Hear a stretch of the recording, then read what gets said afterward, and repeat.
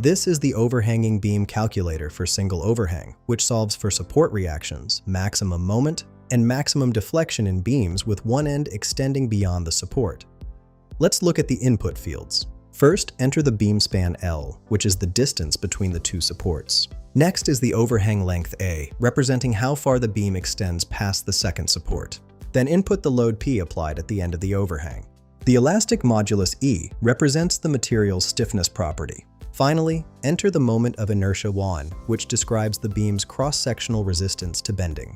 For this example, I'll use 10 for all inputs. Beam span equals 10, overhang length equals 10, load equals 10, elastic modulus equals 10, and moment of inertia equals 10.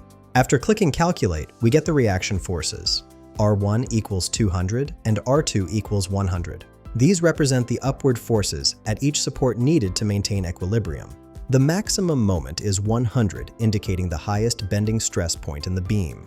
The maximum deflection is 50, showing the greatest downward displacement of the beam. This tool streamlines structural analysis for overhanging beam configurations. Find the link in the description below.